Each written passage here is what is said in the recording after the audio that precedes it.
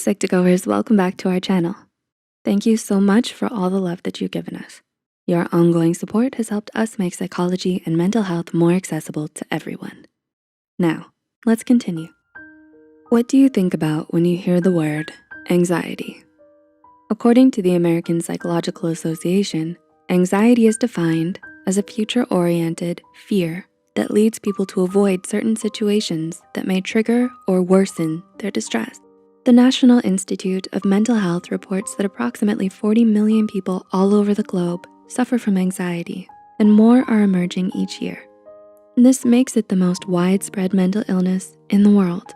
But you still might not know that you even have anxiety because it can take the shape of everyday habits. Before we begin, it's important to note that while this list is by no means meant to substitute a medical diagnosis from a trained mental health care professional, being able to recognize your anxiety as early as possible can make a positive difference in getting the help you need to overcome it. With that said, here are 8 things you might not realize are related to anxiety. Number 1, you have a high bar of perfectionism. While perfectionism in and of itself isn't a clear signal of anxiety, it's another thing entirely when your rigid demands for yourself start to border on obsessive behavior. Do you feel driven to always be the very best at everything you do, or to do everything perfectly all the time, even on your first few tries? Do you feel like a failure whenever you fall short of your unrealistically high expectations? Thinking you need to be perfect at everything just to avoid the judgment of others could be a serious sign that you're struggling with anxiety. Number 2, you're very self-critical. Do you often judge yourself much more harshly than you do others? Do you struggle with strong feelings of unwarranted guilt, shame, and inferiority? Anxiety can make it hard for you to feel good about yourself by taking all of your insecurities and the things you dislike about yourself and putting it under a microscope. Once you start to believe in all the self-criticism your anxiety brings up, it traps you in a vicious cycle of negative self-talk and self-defeating behaviors that make you feel like you'll never be good enough for anyone, especially not for yourself. Number 3, you tend to feel self-conscious. Have you ever entered a room full of people and suddenly felt like you forgot how to walk? Or have you had to talk in front of a crowd and felt strangely aware of every little physical sensation, like the way you are standing or the texture of your hands or the sound of your own voice? You can feel overly self-conscious because you feel like everyone is secretly judging you.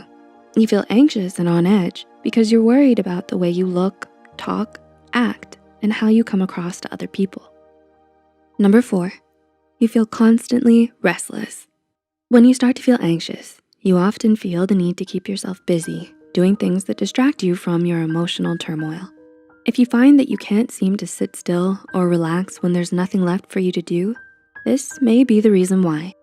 Living with anxiety can feel a lot like having a busy mind, but most of the time, you don't even have a lot to show for it. You occupy yourself with lots of tasks, but never get any important work done. Number 5, you have catastrophic thoughts. This is a term coined by the renowned psychotherapist Aaron Beck. Catastrophizing or catastrophic thinking is a cognitive distortion that happens when we overthink things and make them out to be much worse than they actually are. Simply put, if you're a pessimist who's always quick to jump to conclusions and find the downside to every situation, then this is catastrophizing. And if this is something you do a lot, then it could be a very serious sign that you might be dealing with a lot of anxiety. Number 6, you're irritable and struggle with emotional volatility. Do you often find yourself getting upset or stressing out about even the tiniest of inconveniences? Do you have a temper that's quick to flare up the moment something doesn't go the way you want it to?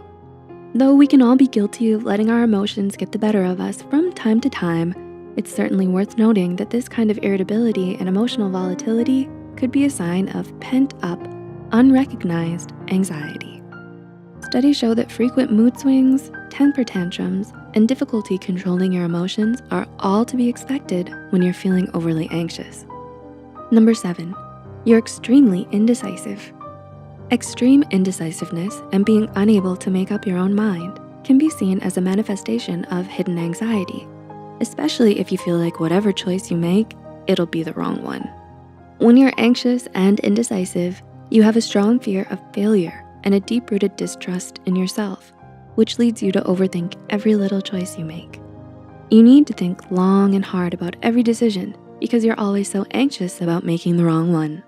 And number 8, you have unexplainable physical symptoms. Last, but certainly not least, is the experience of unexplained physical symptoms. This can happen when your anxiety is so deeply repressed that your mind has no choice but to manifest it into something physical. This is because feelings of anxiety trick the brain into believing that we're being threatened, and it responds by putting us on high alert for any signs of trouble. The most commonly associated physical symptoms include an erratic heartbeat, chest palpitations, muscle tension, chronic pain, shaky hands, profuse sweating, nausea, and an upset stomach. So, do you relate to any of these more subtle signs of anxiety? Do you think you could be suffering from anxiety without even realizing it? Making an effort to know more about anxiety can make a positive difference in the lives of those suffering from it, and perhaps even help you overcome it if you're struggling with it yourself. So please like and share this video if it helped you and you think it could help someone else too. The studies and references used are listed in the description below. Don't forget to hit the subscribe button and notification bell icon for more Psych2Go videos. Thanks for watching, and we will see you next time.